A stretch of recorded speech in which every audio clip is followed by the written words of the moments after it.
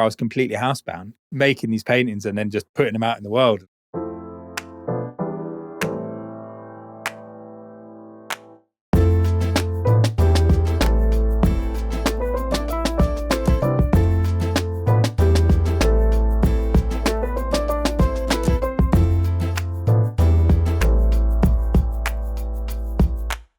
Welcome to Toast and Jams, the show where we like to cheers to creativity and chat to the rhythm of a song from our formative years.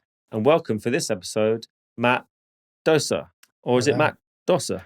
It's Dosa, but it's spelt Dosa. So where did that come from? So Dosa was my graffiti name.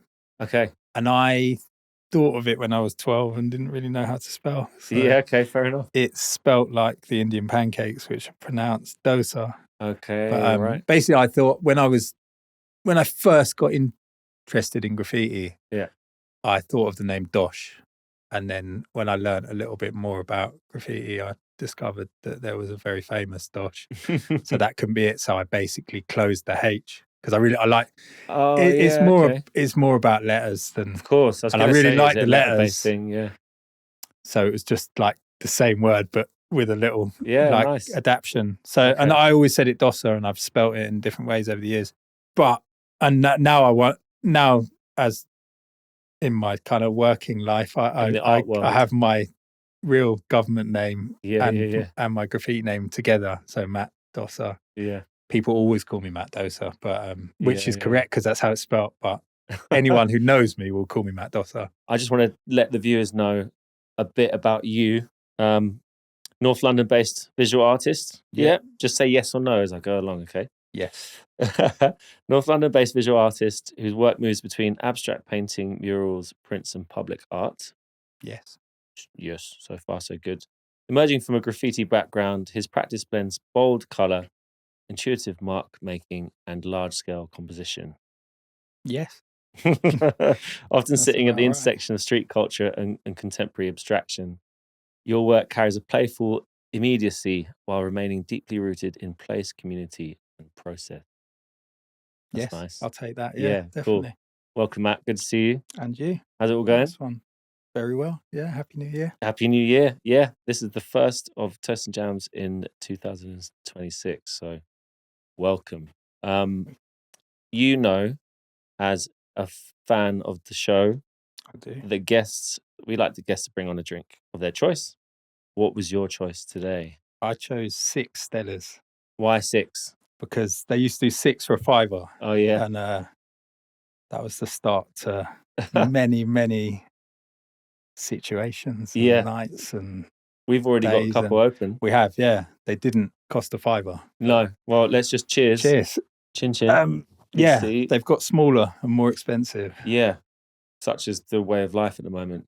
The squeeze. Yeah, exactly. Stellas they taste the same. Haven't been untouched. Yeah. No. So 6 Stellas in a blue bag to be specific. Yeah, they didn't have a blue bag for me, but that was that was a shame. Very specific. Yeah, blue or black bag. Yeah, or stripy. It used to be blue bag more. Blue's like the quintessential offie bag. Yeah, for sure. So what would happen? What normally is happening when back in the day when you pick up? That's the start. Like basically everything. Like it's the start to a lot of things. And would it be the only tins that you'd have mostly? In a bag? Yeah. Well, no. Or some paint tins. Yeah, too. Paint tins and like basically everything when you're that kind of in your 20s and like. You'd race to finish them before you got to a club, or you'd have them in the park, and the first one's really cold. Yeah. The last one's really warm, but you don't really care by then. Yeah, that's true. That's true. Just they're like the backdrop to everything. Yeah. Yeah. They were kind of I don't get to drink them as much anymore, but no, me neither. Yeah, seemed like the right drink, and it had to be 6. Can't just be 1. Yeah. And that's the deal. 6 would usually lead on to whatever other stuff. I've got a very meaningless fact about Stella Artois. Good. The word Stella means star in Latin. Did you know that? I didn't know. It's I didn't know it, but it makes complete sense when you. Yeah. When you work Is that where like a stellar performance comes from? Yes, that must be that. I Means didn't put those two good. together. Yeah. Yeah. Obviously, well done. Thanks for that. You're welcome. Yeah. I don't have any other facts, but 6 cans equals commitment to the evening. I've got written down here. It does. Yeah. No, I agree. Yeah. But you could go halves with someone in it. Yeah. And 3 beers for £2.50 is that's a great start. Yeah. What more do you need? Yeah, exactly. And your song choice is it's called Hold On, and it's by Skinny Man and Foreign Beggars. Yeah. And again, it's because it reminds me of a lot of good times. Absolute classic I've UK definitely hip-hop drunk tune. Stellas listening to that. Yeah, for sure. Many occasions. So when did that come out, do you reckon? That was... I think you said it was earlier than that. I thought it was like 2004. I thought it was early 2000s. Yeah. That was kind of the period when that kind of music was doing really well. I chose that song as well, though, because I loved UK hip hop then. But that one's because it's like double time. They used to play that in all sorts of places. You know, it's a hard tune. It still sounds great now. It does. Yeah, it never gets skipped. Really. Skinny Man's on there. Foreign Beggars on there. Is it just Pavan from Foreign Beggars? Yeah, is it everyone? I'm bad with this stuff. I think it's just Pavan and Skinny Man. I think someone does the hook. Someone does the hook. Oh, but Barry DVS did the DVS. Hook. That's it. Yes. Yeah. I don't know who produced it. Whoever produced he doesn't get a mention on the credits. Yeah. DVS, which he should do. But it's a tune. But it kind of I don't know. It was quite big at the time, but it was also definitely felt like part of. I mean, I remember that dropping in like Kung Fu places. Yeah, Kung Fu. That's exactly the era that I'm talking about. I went to. Yeah. I think nearly every single Kung Fu. There was. Yeah. That was the church of the UK It was, yeah, and graffiti and like. Yeah, it was completely intertwined. Actually, the rise of UK hip hop and graffiti. I think. Yeah. Well, and I was like 21 what it seemed to me or something, and just it was like it was a fun time to be a Londoner, and So what was going on for you then at that time? I was like not still in school. No. In school. I think I was about 18. No, I think I was working in the garden centre, to be honest. Yeah, okay. I did that. I kind of finished with school at the first possible opportunity, and I think I went to college for a couple of months, literally. Yeah. And then dropped out. And it wasn't for me. I didn't get on well with education. What were you studying? Do you remember? In college? Yeah. I have no idea. I mean, I tried to do art and like sociology and... Yeah. Genuinely can't remember what, like, literally did it for like 12 weeks. I just can't be asked with this at all. Fair enough. It just wasn't for me. School wasn't really for me. It's not for everyone. And the mad thing is that it's peddled like it should be for everyone, but it's just, it really isn't. Totally. You know? No, I didn't get on with it at all. I mean, I came out of school with, I think I took 6 GCSEs and sort of scraped B's and C's. Yeah. But I don't really have much to say about school or for school. It's definitely didn't contribute to what I do now in any way at all. But in terms of your kind of creative mind or like things that you ingested at that time. Yeah, I mean, being around people was. Yeah, I've got a lot of my best friends I went to school with, and I still see now. But music and going out and living in London. Like London's an amazing place. I love my city. Exactly. Yeah. That's all massively contributed to what I do now. I wouldn't say school did at all. Like, and it's not. It's down to me as well. Like, I just didn't really engage with it that well. And I think like the stuff we were talking about before, like going out and Kung Fu and graffiti and stuff like that, contributed way more to what I kind of care about now. And what was your? So when did your relationship with graph start? I guess around that time, or no, younger. Like in school, I was always drawing on stuff and like.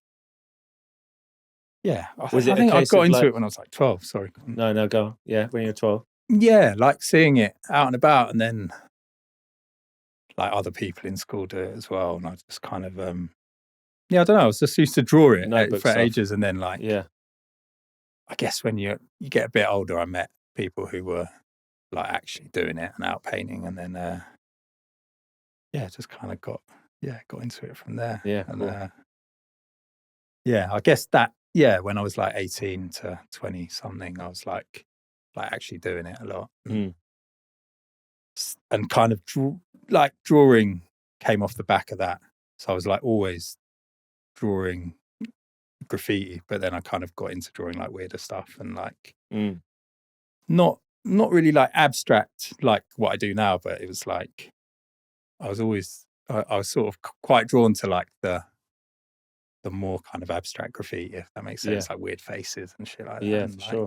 What was it about graffiti that like attracted you to it? Was it was it the aesthetic, like with the actual drawing and stuff? Loved and still do love the aesthetics, like like my favorite art form. But I don't know, just the kind of simplicity of it and the like art always felt like a school subject, I suppose. But I don't know, graffiti is just fun and it looks great, and it was like, and there's not it was less kind of rules, so, you know. Yeah, so obvious what it was and like why people were doing it, and just seemed like a really like, I don't know, it just made so much sense. It was just like, we're kind of painting this.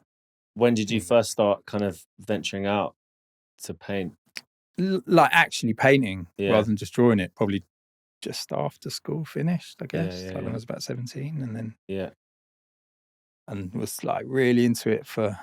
Were you ready to go at that age? You know, like had you, because that's quite from like sketchbook times from like 12 years old to after school, that's quite a lot of time to kind of like practice and kind of build up some kind of confidence and like a note. I think the like my early graffiti was pretty bad. It's like it's a lot harder than it looks. No, it is. Yeah, really is. I've never been any good at it. I've given it a go. But have you? Been awful. I'd like to see that. Yeah, you know a lot of writers. Yeah, exactly. But I tried to. Yeah, I tried to have a go, but it was just, I realised how difficult it was. Yeah, I don't know. I did like, I wouldn't say I was ready to go at all, but yeah, persevered with it pretty steadily for years, and like was quite into doing like nighttime graffiti. Okay, a long time. Got arrested. Nighttime graffiti. Yeah, got arrested for it. Like that's a diplomatic many name times. For it. Yeah. And just like to be honest, the amount of times that I got in trouble for it, for like how much I did, was pretty bad. Like I wasn't very good at I see. not getting caught. And right. What do you attribute that to? Stella. Yeah, right. Okay. 6 Stellas just every time. Loose. Yeah, but it was loads of fun, and like yeah, of course. I don't know. Yeah, I kind of alongside that, I got more and more into the kind of arty side of it, and like just was always drawing and kind of always like thinking about like sort of different styles, but fine art still seemed like quite a distant thing. I wasn't that interested in it at all. Like when you were going out, was your focus tags or pieces? A bit of both, to be honest. Yeah. Where did you like? I loved the like most exciting thing for you. Again, a bit of both, like coming from different things. Like as a young person, like doing nighttime graffiti is obviously, it's fun. Like it's but then I think I had like a creative brain that I was in hindsight probably quite desperate to use. So I was quite into doing legal graffiti as well. Yeah. And also just like drawing at home and like kind of looking at other people's graph and like So how did you feel about kind of the whole getting up thing and like being the most up, and was that something I that love was that whole on your to-do list, or you're not too bothered? I wasn't that good at it, to be honest. Like I said, like for the amount of times I got arrested to how much I got up, I was clearly not like amazing at it. I think I got nicked like 10 times or something ridiculous. But I loved it, and I still spectate massively. Like, I think it's they're kind of separate things, I guess. Comparing to some of the big names that are that you know, I'd say the most up now. How often do you reckon they would be getting arrested then? If like, I don't know, probably less than me. Yeah, right. Okay. Yeah, I don't know. Like the 10-foots of this world, and like, you know. Yeah, I don't know, man. Because you know, I guess it's like you look at how much risk they're taking. And, how up they are. That's what I love about. It's like a ratio. It's such a pure thing. Like, people. Yeah, just kind of like, obviously I do art. I don't do graph anymore at all, really. But do art as a living now, so it's like yeah. Although like I really love what I do, like all of it, but like looking back at my earlier days of like painting, not even just painting for free, like paying to paint kind of thing, whether that's art stuff or graph or whatever. And also I'd like, obviously I work around a lot of artists now that make a living from it. So like looking back at people who just, and the idea of just painting for the sake of painting is something that I still do it, but like, I don't know, it's something I look back fondly on. Yeah, definitely. For sure. It's something that I think a lot of creative people can relate to, is that everyone starts off doing it for fun, right? Yeah, For the love of it. And the thing is, like, if I wasn't doing it as a job, I'd still be doing it. Exactly. I know I was doing it as a, I guess, like a hobby. It's more than a hobby, but like, of course, till like not that long ago. Like, and if it all comes crashing down, I'm not going to stop painting. I'll still paint every day. Like, yeah, of course. But I don't know. There's something about like an art form where it's just purely for the sake of doing it. It's something really like amazing about that. I don't think you can really beat that with anything, like at all. Like that kind of level of passion. Yeah, for sure. Yeah, but I love all angles of what I do, and like I don't know, just general creativity. I think it's like anyone doing, like, putting hours into anything creative is doing something good. Yeah, it's what makes us human, right? You know? Yeah. I'm something I have to do, definitely. Yeah, like, that's it. It's the having to do it that separates you from.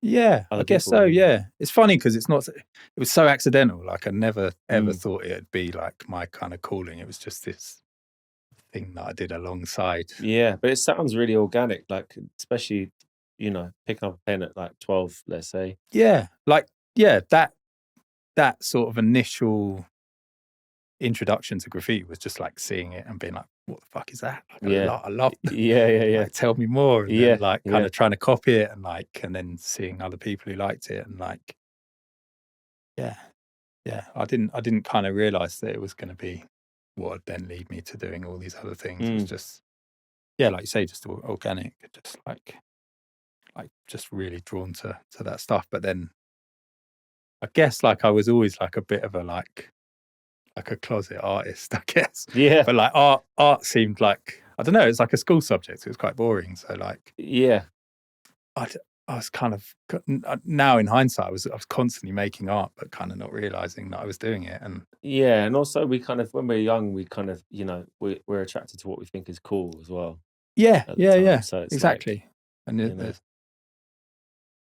so it kind of, I don't know, it kind of, inadvertently led me to doing something which is quite far from graph. But well, not that far, I guess, like, but I can see the influences in your work, but that's only because I know you and your background, I guess. Yeah. I mean, I like everything I do, I owe to graph. Yeah, right. Yeah. It's a funny one because like art and graph are quite like polar opposite, and like so I for sure. Graph definitely deserves its props for what I do because it's the only reason I do what I do. But I also I'm quite cautious not to like sort of try and ride on graph with what I do because they're you know what I mean, they're like very different. And they're different things, and like I definitely want to make it clear that graph is the only reason I do what I do, but it's definitely not graph what I do. Totally.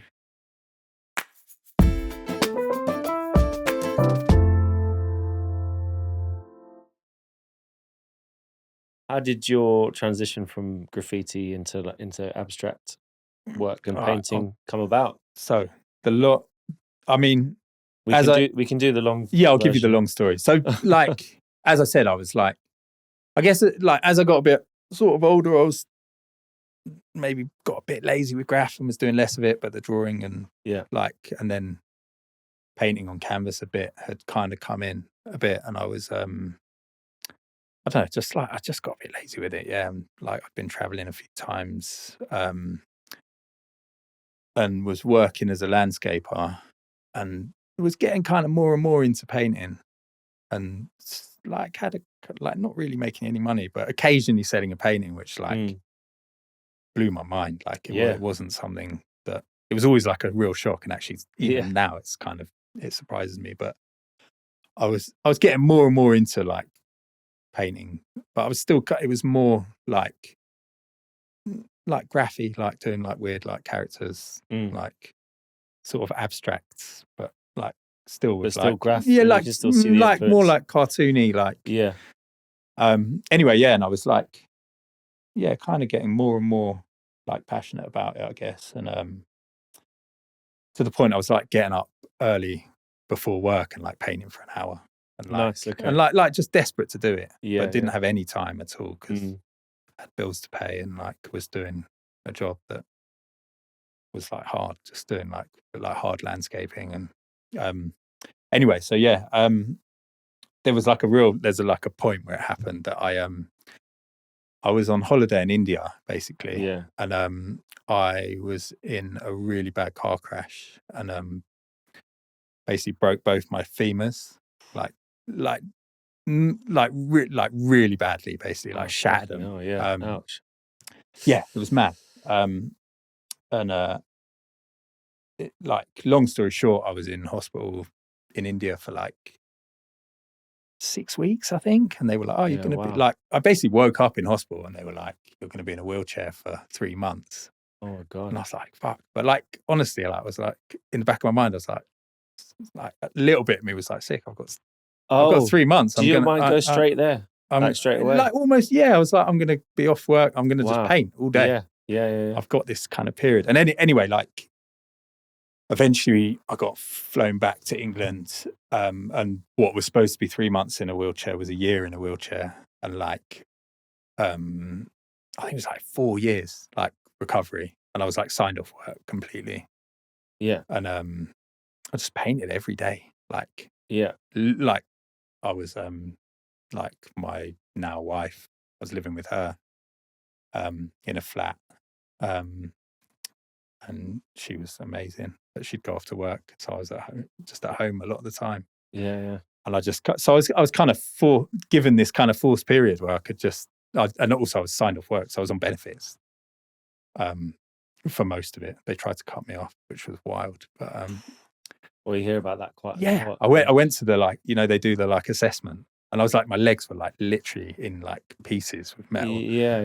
And I was like fully in a wheelchair, like couldn't do anything. And she was like, "Oh, would you be able to, if I took you out to that car park, could you get to the other side of it on your own in your wheelchair?" And I was like, "Well, yeah." But like, I was like, I think I had... That's not a measure of like... Yeah, so I was like, I just didn't, I was very relaxed because I was like, there's no way I can work. Like I'm literally in bits. And I just got a letter like, "Oh, you've been cut off." Like, that's like, wild. Go and fight that's them. Absolutely wild. But other than that period, when I went and I had to go to like a tribunal, and it was mad. But and like, I think some people have like wilder experiences with that. Oh, I'm sure. But like a lot of people do. Yeah. But I just had this period where my rent was being paid, and like. So how long was from the crash? From the go on. How long was it until you were kind of walking again, I guess? So I had to pretty much learn to walk again. Like, so I was in like completely wheelchair bound for 9 months, I think. So I had to like, because like if you break one... What did that do for your confidence? You know, how did that make you feel? Because it was a mad experience. Because like, I'm not like, it was mad. Like I'd had 10 surgeries, I think, and they had to re-break the legs, and like, because basically if you break one leg, like the way bones heal is they like knock together. If you don't mind me asking about the crash, like how did that happen? So I was fast asleep. I was there. I was in the back of a taxi. There was a load of us in there. We'd been at a festival. Right, yeah. Weirdly, that for Beckers were actually. Oh, okay, wow. Okay, he won't remember this, but I was sat with him for like 2 hours. A circle moment. There's something there, we'd had a big night, and we just got in this taxi and fell asleep, and then I woke up pretty much like with broken legs. So, like there was obviously loads of drama with that, but of course. Well, I can't remember your question. Yeah, so like you can imagine, like it was like a high speed crash. So a head-on thing. Yeah, with a lorry. Yeah, right. Like so like the car was crushed and it crushed my legs basically, and Okay. got like scars there. And I mean it was like I'm very lucky to be alive. And yeah, I don't know. It was a mad experience, and like not one that I'd ever celebrate at all. No, but of course. I don't know if I'd be doing art all time if it hadn't happened. So Well, there's silver lining, I guess. Yeah, exactly. Yeah, it was a weird experience, and it just, I don't know, like as a life experience as well. Like I think I was 30 when it happened. So you're like, I don't know, like 30-year-old male. You sends your life on a path, you just right? become a different city. I was suddenly disabled for like a period of time, which was like. Did you say you were in your current relationship then as well? Yeah. So you're quite lucky to have had some support. She was. I've the whole thing was like I had great people around me throughout, and like luckily we had travel insurance. So I mean, if you didn't have they that, spent loads of money. I got flown home after 6 weeks. I got flown home in a private jet. Okay. On a stretcher. But free booze? Yeah, it was oh god knows. It was mad. We had to stop in Iran to refuel. But I was like on a stretcher on a runway. I bet that's not how you thought you'd be experiencing the private jet, right? No, exactly. Yeah, I'm waiting for my second experience in one. Hopefully not. Yeah, under the same conditions. Like the insurance cut. So like when it first happened, we went to like a government hospital, which was quite rowdy. Yeah, like it was in Goa, which is quite a rich state, and then we got sent to. I think the insurance company saw it as a bit of a like a case that they can use. It was so like bang to rights, not our fault. So they kind of pulled out all the stops. And okay, yeah. So I got put in a really nice private hospital for, I think I was there for 6 weeks, like literally on my back. Yeah. Because like if you break one leg, you can hobble around, but because I broke two, if I tried to stand up, I would have like folded in half kind of thing. Yeah.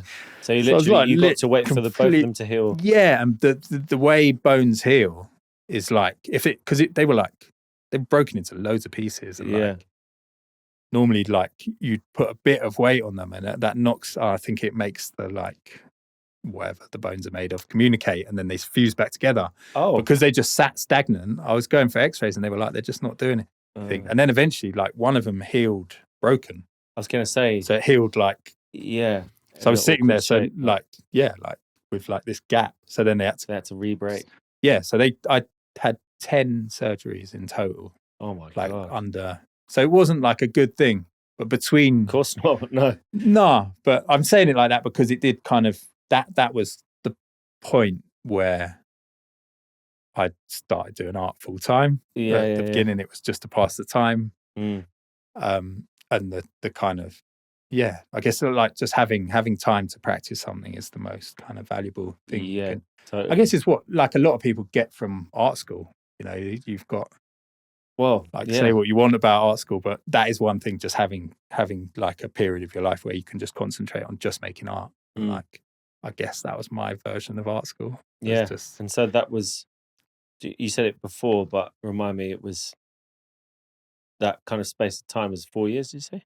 Till I was, I mean, I was like really fucked for about a year, and then I was on crutches for 4 years. Yeah. Okay. And it was 10 years ago.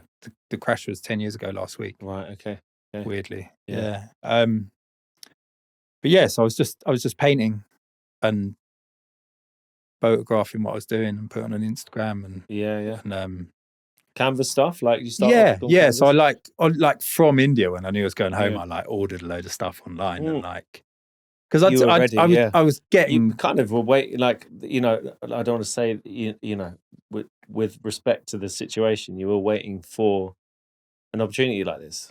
Well, this is what I mean. Like I did. It was to have the like time. When I was like bleeding, like I had to have like loads of blood transfusion. I was fucked. Like But at that point when I was like most fucked, I had already had that thought like, I'm going to get finally got some time to paint kind of thing. Right. Like, I was like really, I was getting more and more into like painting on canvas and like making art and thinking about how you like materials and stuff like that, which I'm like such a geek for now as well. But that was something I'd like dabbled in a bit, but was more into painting walls and like drawing and stuff. I was like just getting into like painting and that kind of like working out how to do stuff and materials and techniques like, and yeah, stuff. it's like a never ending thing that like, still like, I'm so obsessed with it. And like, I was just dipping my toes in that and I was getting really into it, but, and doing it, but not that seriously, but I was kind of definitely had a feeling. So yeah, I did. I pretty instantly was like, right, that's the period that I'm like, that's what I'm going to do with my time. You know, if like, I was probably a good person for that to happen to. You know, if you're really into sport, I'm like the least sporting person ever. Right, yeah. Like I'm quite happy sitting down. So I sat down for a year and like it was like it was a shit experience. But yeah, like I knew from the second it started how I was going to fill the time, and that's what I did. And I made loads of bad art, and like during that period, my got style, all the bad stuff out. Yeah, more. No, I'm still working on that definitely, but. Like my style changed quite rapidly because I've just had so much time to do it. And what was inspiring that change? I mean, it's always like just like one painting leads to the next. It's kind of an ever evolving thing that I'm still doing now. Yeah. That's kind of how I think of it. That, and like, I've talked to you about this before. So I started the evolution. I was doing faces, and then they just got more and more abstracted, and then eventually the faces disappeared, and like it's just shapes. And you should do a stop animation of loads of work. It'd look pretty mean, cool, that's kind of what my Instagram is. I kind of make a point of not. A lot of people delete their older stuff, but I make a point that's a trend of leaving what I've like. Although I hate 90% of what I do because it is what it is. Like I love the act of doing it, but it's not that. I think it's important not to like your own work that much because that's how you progress. Yeah, I agree. But yeah, so it just, I guess it evolved quickly because I was making loads of it. I had a lot of time and I was like, just kind of, like experimenting. Kind of fast forwarded your evolution a bit.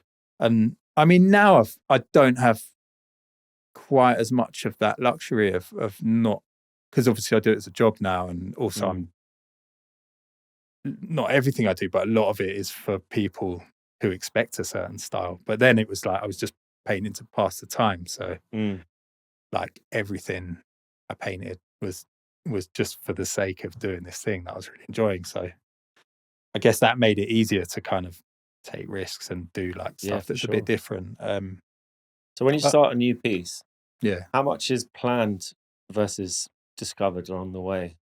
Would you say? I mean, it varies a bit. Like some stuff I design, I like now. Obviously, I do quite a lot of commissions, and obviously, like commercial stuff, I have to design because people want to know what they're paying you to do. Yeah. Most, like I'd say, 3/4 of the stuff I do in my studio stuff, which is like paintings, which is still a big part of my living, but I don't know where it's going to go. So that a lot of that is just, following my nose kind of thing. Like not from a sketch at all. But yeah, I think, I don't know. It's a bit of both. And I enjoy a bit of both kind of thing. And like some stuff with paintings, like I'll design the composition. So I'll know what shapes I'm doing, but then like the colors and textures and stuff will be made up as I go along. And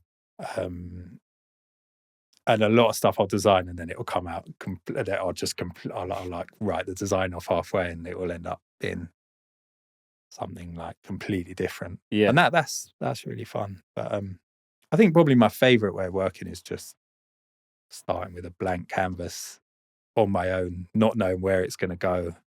Like in terms of like gallery or whatever. And you mean where it's going to end up? And also, but like what it's going to look like. I'll often usually start with spray paint and just put some textures on it and like.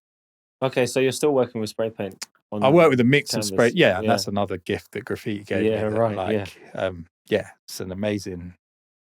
It's an amazing material, like for smaller stuff as well. Like this. It's definitely my favorite material. But I usually start with spray paint, and then as like I add detail, I'll start using the brush and all sorts of other stuff. But yeah, it varies. I don't know. I try and vary. Like that's kind of the aim, is to like for my work to vary as much as possible, but still feel like there's continuity. There like 100%. you want like one style, but under the. I can spot a piece of yours a mile off now. Good. I think, which is that's great. the aim. Yeah. I hope so. In but fact, then you don't one want of my favorite things you've ever done, and it's because there's a bit of like an emotional attachment to it for me, is the Wood Green car park. Yeah, that's like because I grew up looking at that. Yeah, like my whole life. That'll always be my favorite job. Right. So okay. Tell us about that job. I grew up like less than a mile away from that. Yeah. Right. Yeah. That building, and it's a mad building. It's like it's weird, like sort of brutalist spiral thing. And it, like so for people that don't know, Wood Green is a place in North London near Turnpike Lane. Yeah, it's got a shopping centre that is, if you're from North London, it's famous because that's where you went. That's yeah. So and it's quite a mad looking building, isn't it? It's like, red brick, like very brutal, but quite unusual as well. It's like this weird. I think we used to call it the Roundabout, and like I've been visiting it since. Like my mum said, since like I was going up that ramp in her tummy. Like, and I live like I grew up here, and I'm now raising kids like a mile that way in the same postcode. Yeah, and I know like hundreds and hundreds of people in that area. So it was an open call. So I saw like there's a lot of these things where they do call outs to artists, and I see them, and you apply for them, and you get some, and you don't get some, and so it's an open call. So by the Mayor of London. No, right, okay. no, to compete for it. But I saw that, and I was like, I'm getting that job. Like I have to get that job. Did you have an idea in your head already about what you wanted to do? Yeah, I did. So it just all fitted really nice. Because what is it? It's flags. Let the guys know. Yeah, right. So it's basically it's massive. It's like 200 square meters, and it's but the side of it's like kind of these thin. It's like 4 like sort of thin facades sort of thing, and it's a ramp that goes to like multi-stories of a car park. And to rewind a little bit, when I started getting a lot better after that accident, I was kind of I'd started making some money from art and selling more paintings and stuff. But I wasn't making enough to kind of justify like it as a job. So I was kind of looking around for other stuff to do, and I basically ended up getting a job with a homeless charity, running painting workshops. Oh, cool. In just like it's a charity. They've got loads of like hostels and services around London, and I'd just go and do really like drop in like sort of low pressure art workshops where I'd just turn up with like spray paint and a table and just try and get people to come and paint with me. Did you enjoy that? Yeah, it was amazing. I still work with a few of them now, and like a big part of what I do, like I do a lot of this kind of workshop stuff, and I really enjoy making art with people who don't like identify as artists. Yeah, and especially people in maybe in like sort of different ends of society. I've done like I've done a lot of work in like mental health services, and I mean, you could say, because you mentioned that you didn't identify with artists or being artists at a young age, so you could say that when you do that, you're talking to your younger self a little bit, or absolutely, you're being the person that you needed actually at that age. Totally. And it's really fun, and you get some amazing results, especially like with that particular homeless charity. I was like there was one hostel I went to once a week for about a year and a half, and I was still on crutches, and but I got really, it's like a wet hostel. So it's like the kind of, it's where they're allowed to drink, basically. Oh, I see, right. Quite a rowdy place, like, but I got to know like quite a few of the residents really well. And there's some of them wicked artists. And anyway, like one of the activities that I'd done with a couple of charities is this idea I'd come up with getting people to design their own flags. Okay. Because it's like I know flag, there's a lot of kind of connotations with flags at the moment. There are at the moment, yeah.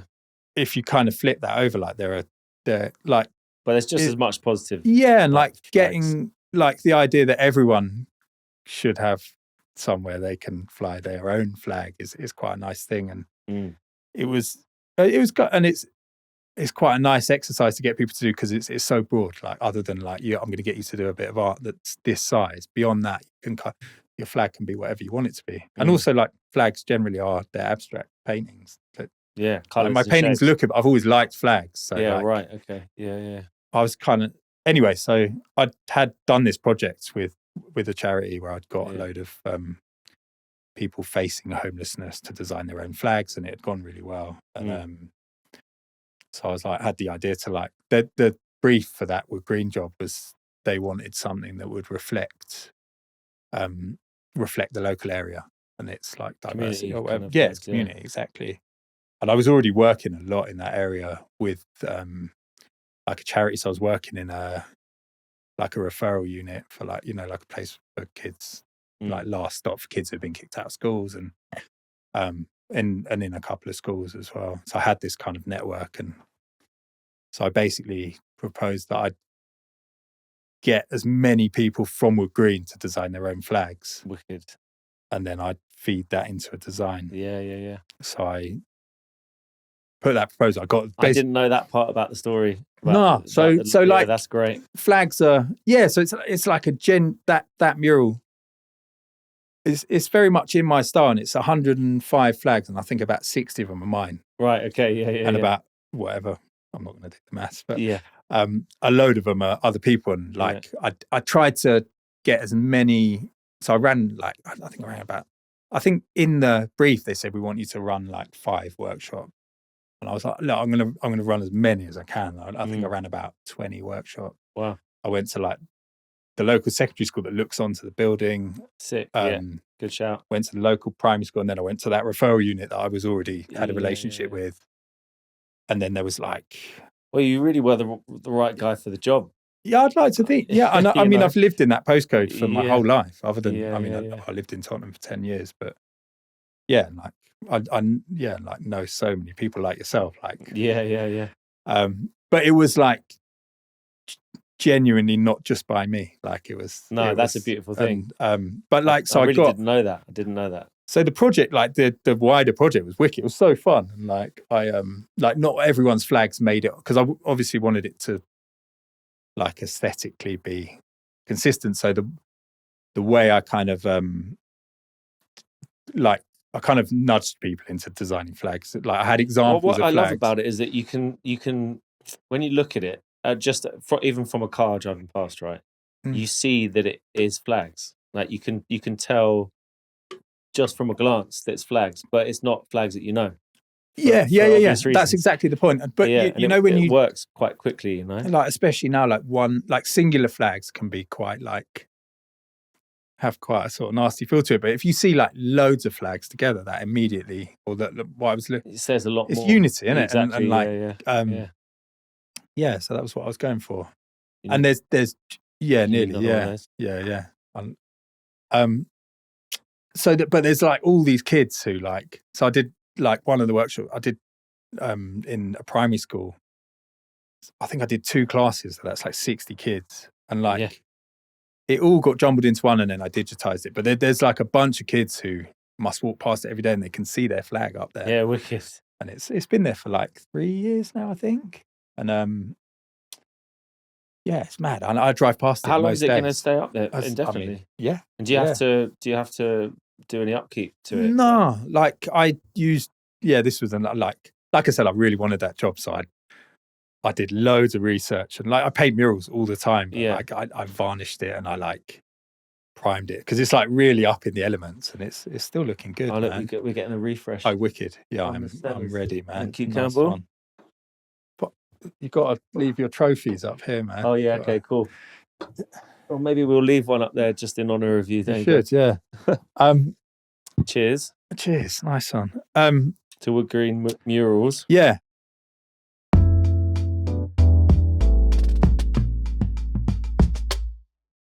I drive past it like nearly every day, and it always makes I drive me laugh, past it like, often. It's cheers, mate. Yeah, it's definitely my proudest job, like by far. Yeah, I can understand that. I think you went about it. That was like you gave it so much respect in the way you went around it. It was good fun, yeah. And like to be honest, like I do quite a lot of public art, and sometimes the like feeding like they're like with briefs, people really like community engagement, which is correct, especially when it's public money. But sometimes it's a bit like you're kind of like, how can I do that but still do my art, but and like like do what I want to do, but still tick boxes. But with that, it really felt like genuine and like definitely like it was a pleasure kind of working with all these people, and it was like and that's that real collaboration. For me is the value, man, is working with all the people. That's where the value lies. I met some wicked people. And so what changes mentally and physically, I guess, when you're working at street scale versus in the studio?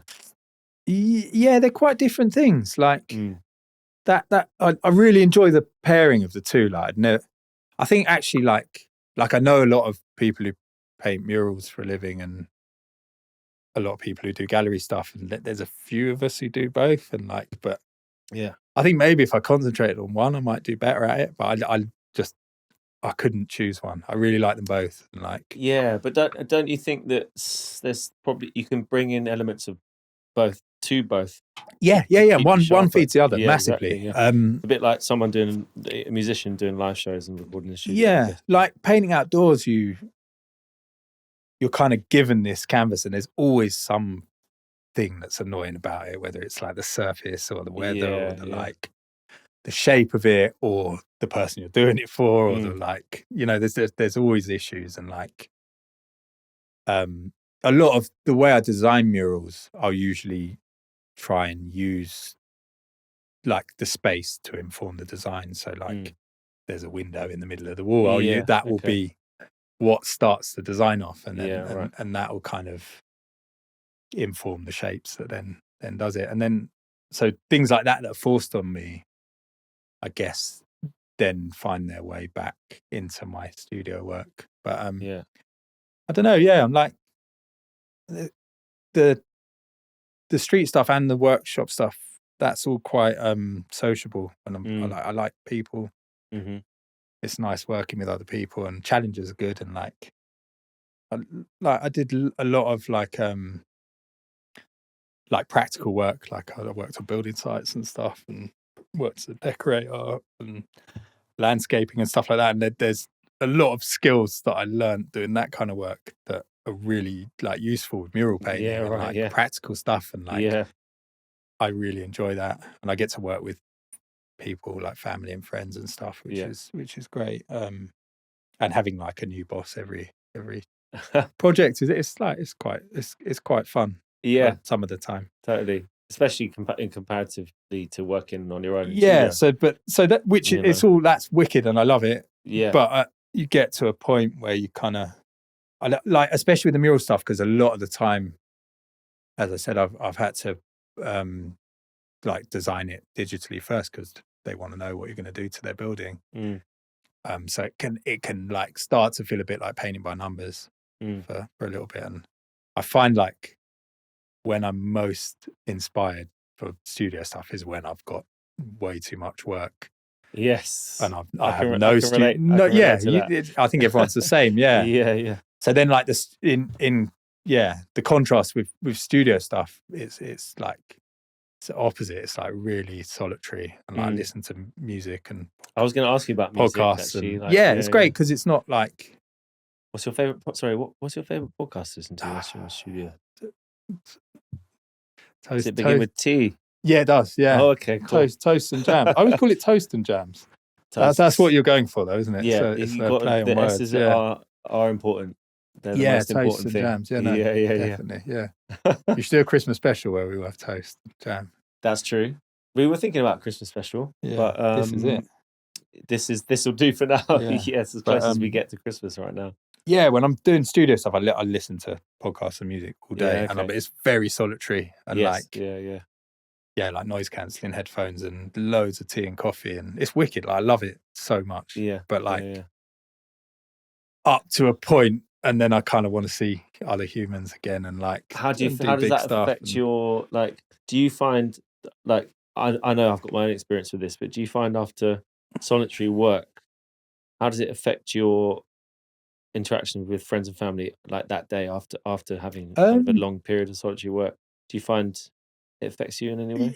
Like because I've got a home studio now, so when my kids, I've got 2 kids now. Mm-hmm.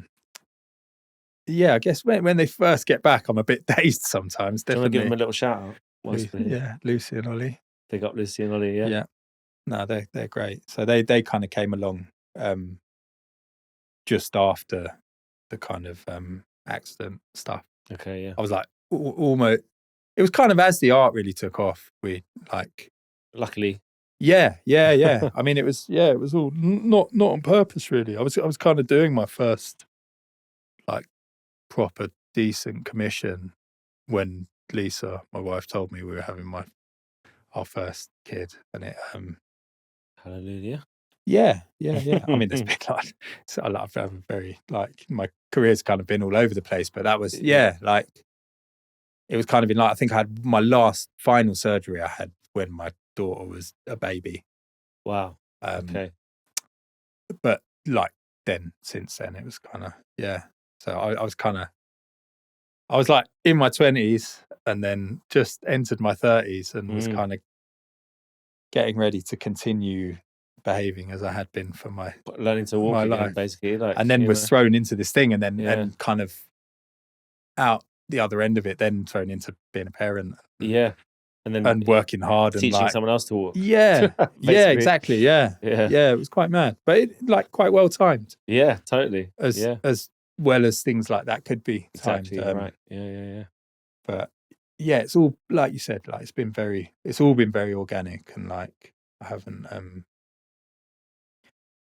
really done any of it on purpose, and I didn't really mean to start doing it as a job on purpose. It just kind of I was kind of looking around for because like my legs are pretty much fine now, but I couldn't landscape. I was doing a really physical job before it happened, which is like.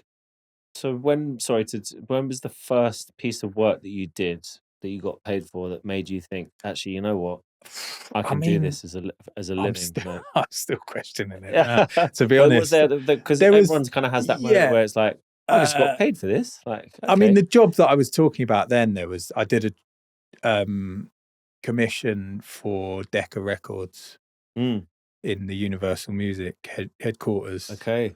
And that I was still on. That's a big commission. Yeah, it was. It was like it was when they just moved into that building and that led to loads of other like wicked jobs that I've had and meeting some amazing people and but someone I knew was working at Decca and gave me a chance and let me like basically decorate their whole office, and wow, that was like the first like really like. I'd like to see that. I don't think I've seen that. I don't know if it's still there, but I did basically did loads of like really colourful record. You know, like record labels have those walls of gold discs as you walk in. So enough,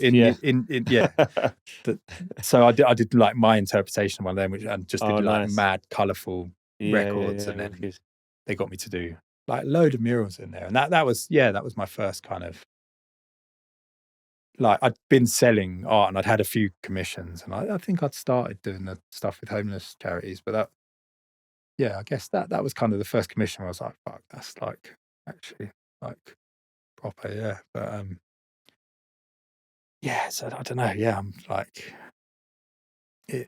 it's not something I've ever really like had any like particular goals with. I just kind of, it's just what, like the main thing is I just love painting, and like I'll always paint, and obviously now I have kids and stuff, so it's not just about being able to paint, but like because I need to make a living, but like I really love what I do, and like it's more like being given opportunities that allow me to do it more is like the main kind of parts with it. And like so things like that where it's I've also like I've definitely got a degree of imposter syndrome because I really because I like massively actually because I don't even after all this time. Totally. Because I don't really know where I sit because I do these murals and I'm kind of in like I've got my feet in. Yeah, but you did. What was the most recent show that you did that I saw?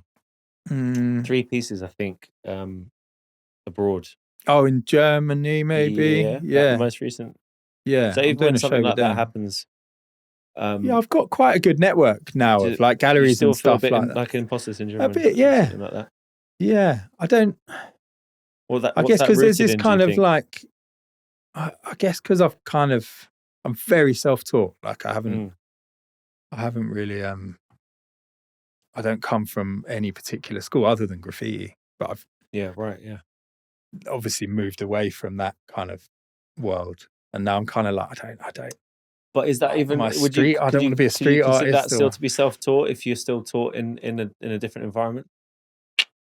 I mean, that's I follow. I definitely haven't like. I've been taught by like because you're still getting influenced by loads of stuff. But I've never written an essay, and I've never had my work marked. Other than I guess not being critiqued, just kind of doing what I like, and not that I'm not looking at other people and taking inspiration from all sorts of different places, but I guess being because I'm kind of on the cusp of, I hate the term street art, but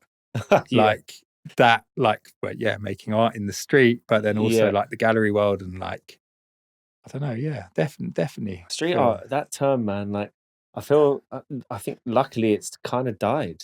Yeah, I mean, it doesn't seem to be on the lips of people as much as it used to be. I'm not going to not paint outside. Like, so that was another thing that happened was that. So I had this period of being like completely off my feet. So I couldn't. Yeah. Because I fell off with graph a bit just because of like enjoying life too much and working and traveling and stuff like that. But I always painted pieces like legal graffiti, like. On a Sunday with your friends with 6 Stellas. And not being able to do that, I felt a bit. So that was, I guess that was one of the ways I was, because obviously I was working full time, so got all this creative energy, and that was a good way of like getting it out. And I was kind of getting more, I guess, painting on canvas on the weekend a bit more before the accident.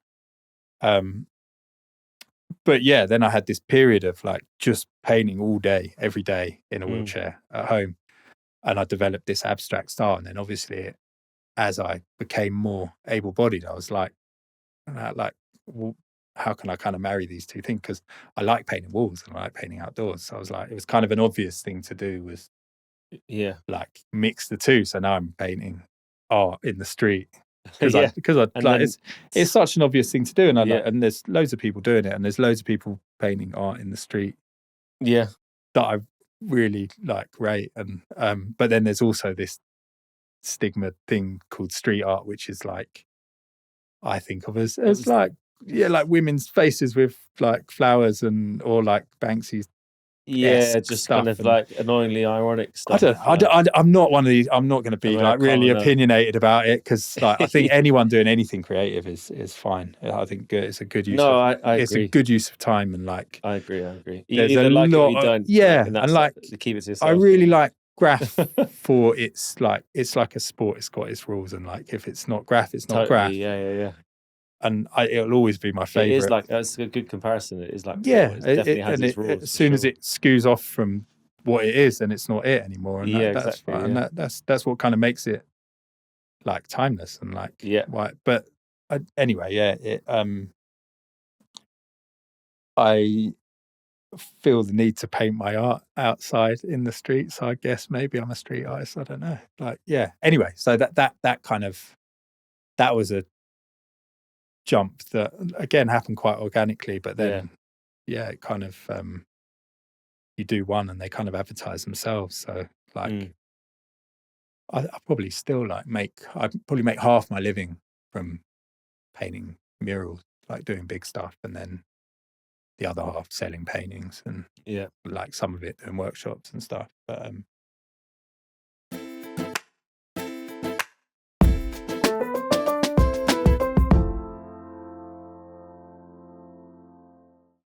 the homeless charities I was working for, like, got me to do a few murals in their services, like in the hostels. And obviously, like, say what you want about Instagram, I kind of owe my career to Instagram. Wow. Okay. You kind of just through, like, you share, like, I think. Do you really think Well, not entirely. Obviously, I owe it to the millions of hours I put in. Yeah, there you go, but right. share, being able to having a place where you can share it, especially when for the bit where I was completely housebound, like yes, right, making these paintings and then just putting them out in the world, and like they started selling because of Instagram, and like that's mad. This isn't an advert. There's an argument that if Instagram wasn't there, then you just maybe would have built a website, and I don't know. I don't know. Yeah, like I hate Meta as much as you like. Don't. I'm not trying to advertise them. I know, and this is why I started. Say what you want. There is a lot of. Personally, though, I have positives about. I hate Instagram as well, because it's like, especially now, like trying not to let the reaction that a bit of work gets on Instagram affect how you feel about it. It's really tricky, man. Yeah. Like, especially now, it's got nothing to do with what the work's like. It's just to do with who they chose to show it to. Yeah. My tip is put it on Instagram and then delete Instagram off your phone. That's what I wish I could, man. Yeah. No, I had a timer on it, so I could only go on for a certain amount of time, and I couldn't even stick to that. No, that's why I deleted it, because I was like, I couldn't stick to it. This is why I said say what you want about it, because there's a lot of... I don't judge anyone that uses it or anything. I mean, like I honestly, it's just my own scarily dependent on it for work. Yeah. For what I do, though, it's because it's so visual. It's like... And I do have a website. There's a lot of word of mouth, though, no? Like, there is, and commission-based stuff, like, for example. The good thing about what I do is, like, if someone buys a painting, they will put it up pride of place because they've spent money on it. And like murals are obviously they're like essentially billboards. Yeah, exactly. Yeah. So yeah, one leads to the next. But being able to share it, especially with selling art, like social media has helped me a lot. Yeah, and as I say, like it it comes with a load of negatives, but I think Instagram was really good for artists at that point where I was stuck at home, and like it's got a lot worse. People were seeing it's terrible. It's got way worse. People were seeing their friends' stuff. Yeah, and I've got friends all over the world because of that. Yeah. It's not the same as that now. No, it's not. But it like it was. I have to say, like it was a lot of. It played a big part. Yeah, it did. Yeah, and a lot like that was the other thing. So I kind of rolled pretty much out of being like my recovery almost straight into lockdown. And that was right. Wow. And with that was like child too. Yeah, newborn child. My wife's not to put words in your mouth, but with a newborn child in lockdown, it was great. You don't want to be anywhere else, right? No. And so Lisa, my wife, now wife's her maternity leave ended in the first lockdown, I think. Yeah. And we were living in Tottenham in this flat, and I'd been working for my whole recovery. I'd been working out of the spare room in the flat, and then obviously when she fell pregnant, we that was going to be the kids' room. Yeah. So I basically needed to find a studio, because I was like, although it wasn't like I was still. Have you got a studio now? I've got a home studio now in my new place. Right, yeah. But I rented a studio in Tottenham, like in our old place. But I think I had it for about 3 or 4 years, and I got it. It was like on our doorstep. It was and it was 2 quite big rooms. Yeah. Which was amazing, and that was another point actually where I was like, "Am I an artist now?" Yeah, right. Because the answer is yes. Yeah, and that was when it started to feel a bit more proper, and I met like the first gallery I started properly working with, and it all felt a bit more serious, and then lockdown fell, and it could have been a disaster, because like obviously freelancers, like I think the way people got furlough money was looking at what you'd earned the 2 years before. Yeah. But the 2 years before that, I'd been on benefits. Well, it was a disaster for me, yeah. And so I wasn't entitled to anything. But then it turned out the studio I was renting, I was paying, without even knowing I was paying business rate. So I got this mad grant from the government. Okay. And then because it was like, my studio was like a shop. It was like a shop. Like I didn't even realize. Yeah, right. So it was kind of out of order, actually. They gave us, I got the same amount of money as like a shop with like 10 employees got, because they just gave this like blank, and I didn't have to do anything. Sweet. The guy who managed our studios just came and said, like you're getting this. And I was like, oh, okay. It pretty much paid for the studio for the whole Right. time I had it. And then I sold more art in lockdown Yeah. on Instagram than I've never sold that much art. Mad. And they were like, because people were just at home and like spending money, and I was just fingers. literally, yeah. yeah. And I'm like, so that was, and so like I said, Lisa's maternity leave ended, and we obviously we had no childcare or anything. So I think I did 4 or 5 days a week, like all day with my daughter, and who was like not even one. And then I'd throw her at my wife at 5 o'clock and go to the studio. And it was, again, like same as the crash. Like I would never celebrate it. It was not obviously a good thing in any way. Like loads of terrible stuff was going on. It was really shit. And but you turned a hard situation into defining. Again, it was like a period when I didn't have it. Like took the pressure off massively. I had another period of time where I couldn't do anything but paint, kind of thing. So and it again that kind of firmed up everything I'd been kind of working on. And by that point, I was kind of working with some galleries and stuff as well that were all closed, but I was still kind of, I don't know. It's like having this kind of another period where, just like the pressure's off a little bit. And then, I don't know. It was I know a lot of artists who did quite well in that period. Weirdly, like everyone was freaking out at the beginning, and then for visual, like obviously for music and stuff, it was like terrible. But I did a really weird like online gig. It was in a virtual. It was like a corporate. It was like a corporate. It was like a business. Like, for want of a better word, I don't know, like a kind of what's the word? Like when lots of people come together, basically like a kind of convention. But conference. That's the word. Thank you, Gamble. The Stellas are working. Basically like an online business conference in a virtual world. And everyone had their own avatars. Like there's a spaceman, like but people were like talking to each other about business, but they would be in rooms, virtual rooms, and I was like this DJ in the room for the event. Event, playing background music in my boxer shorts in my bedroom. Like tie and boxer shorts. Well, no, I wasn't even on camera. It was like there was a little avatar of me, like a little animation. It was so weird. I had to do. I was doing the stuff with the homeless charities, and one of them basically said, "Look, we're going to keep paying you all," because like it was there was a load of artists all kind of charity.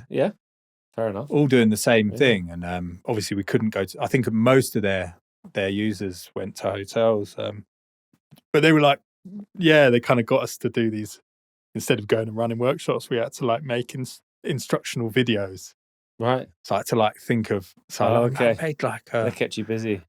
Yeah, I had to do a video of like how to make a bit of art with like a fork and a can of beans and an oil pastel or something. Nice. It was a weird time, man. But again, like I was just blessed with this bit of time to just kind of, and I had a studio which was like on our doorstep. So even in the like deepest lockdowns, I could still go there. And like just made loads of art, and like looking back, that was a period that was probably quite important as well.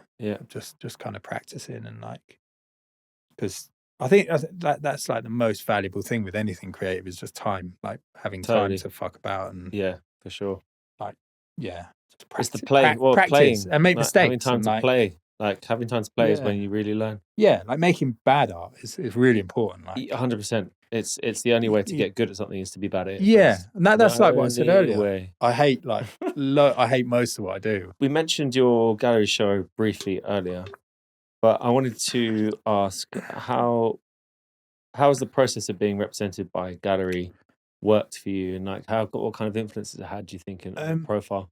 I mean, it's again like someone who's got quite bad like imposter syndrome, and I haven't like studied like the world of fine art at all, so I've kind of like edged my way into it as a like complete like novice. So like getting any kind of like recognition from galleries and like those kind of institutions is always like a real buzz, to be honest. Like and it's a weird world, and like I think during the time that I've got involved with it, it's that kind of the climates of it all have changed a lot because of social media and stuff like that. Like having a gallery as an artist used to be like super important in terms of visibility because like that was the only way people would see your work. Yeah. Whereas now, obviously, like everyone can see your work. The balance has online, shifted a bit, but they still play like a big role in like putting you out there. And I don't know, like the first gallery that really like approached me was After Nine Contemporary, who was run by a wonderful woman called Jennifer, who's done like more for me than I think anyone really. Wow. And I big up Jennifer. Yeah, so I did a solo show with her like 2 years ago, I think. Yeah, and that was like that. Other than the wood green thing, was maybe my proudest thing that I've done. Like it was like because like I'm all, like making studio works really like something I'll always do and something that comes really naturally to me. But making like enough studio work to fill like we did like a double floored show in like central London and like having to like think about filling a space it's like it's a lot more pressure, a different challenge to just absolutely, and online, like getting people to come and like I couldn't have done that without the support of a gallery. So like what's the biggest kind of positive effect or takeaway that you can get from, do you think, from gallery experience? I mean, it's like as someone who's like got a level of kind of imposter syndrome, just getting a nod from someone. Like as well, I got funding from the Arts Council a few years ago. Yeah, like they do this thing where if they like what you're doing, they'll basically just pay you to like practice or to learn a new skill. Okay. Yeah, that's they're like this like old school like institution, like they're a big sort of like part of the art world. So getting a nod from them was like similar to getting any attention from galleries. Is like that's a real kind of going back to what you were saying about at what point did you kind of think like maybe this is a thing. Like those little pats on the back, definitely. They're encouraging. I mean also like just like on a sort of other level, like just they do help you sell work, like selling art through galleries is good, like reaching new people. Again, that gallery, Jennifer, she put me in art fairs, and that's kind of led to meeting people and like having bits of work through things I've got off the back of these places she's put me. But yeah, just for my own ego as well, it helps like people in the industry, man. And like like sure. Sort of it's encouraging. And is there anything that you have got coming up that you kind of want to let us know about? Any exclusives? I don't have anything particularly. I've got some shows coming up next year. I'm doing something in Germany. This in 2026, you mean? Yeah. I'm as always working on a load of mural things that are like pending. Yeah. And that's all around Europe, or mostly London. But I'm doing some stuff in Germany next year, which will be fun. Wicked. Anything you can talk about, or a bit early days? Not really. It's all very early day. I'm just emerging from Christmas now. Yeah, fair. Yeah. And as like, we all are. Yeah, answering emails and it's kind of picking up. Well, how about any words of advice for young budding artists at the beginning of their journey? I've been asked. 12-year-old you. 12-year-old me is just like keep doodling in maths class, man. Yeah, okay, right. And then 18-year-old you. 18-year-old me. Just behave yourself, man. Yeah, right. No, I don't know. Yeah, just keep doing like. Just keep doing what you like enjoy doing. I think it like I never really knew what I wanted to do with my life at all, like in any way. But it was staring me in the face. I was like every second I had spare. Like if I didn't have a pen in my hand, I was like drawing with my finger and like yeah. But at the same time, being like, what the fuck am I going to do with my life? Like and like right. And it's like the idea of doing art, I liked it too much for it to be something I could do as a job like that. And there's a lot to be said for that. Yeah. Yeah. Like it just didn't seem viable at all. And actually, so I guess, but I've, even though I didn't know it was going to be my job, I've always given it time. I think like if there's something that you really fucking like doing, just do it as much as you can. Okay. And share what you're doing as well. Like I think actually that's a thing a lot. Like I said, like I hate a lot of what I do, but I think it's important to share what you're doing, because totally, I think people can get really bogged down in like the next thing I do is going to be perfect, and that's when I'm going to start sharing it. And I think like work, if you're doing something on your own and you're not showing anyone, then it's not going to do nothing's it's not going to reach its potential. It's not going to and even if it's like a bit shit, just because you think it's a bit shit, and like that's like I said, like I'm not that proud of a lot of my work, especially earlier work, but like it's all part of the journey. And like just keep at it, really. And like, especially if you're doing something you enjoy doing, like you can't really lose. So well, that's good advice. And finally, what cause can we cheers to today, or thing, or person, or name something? We can cheers to Stella? Cool. Well, cheers to Stella and creativity. Matt, and thanks for coming in. Toast and jams. It's been wicked. Thank you very much. Cheers. Thanks for tuning in to Toast and Jams. Don't forget to like and subscribe. And if you want to hear the guest song choice, click the link in the description. See you next time.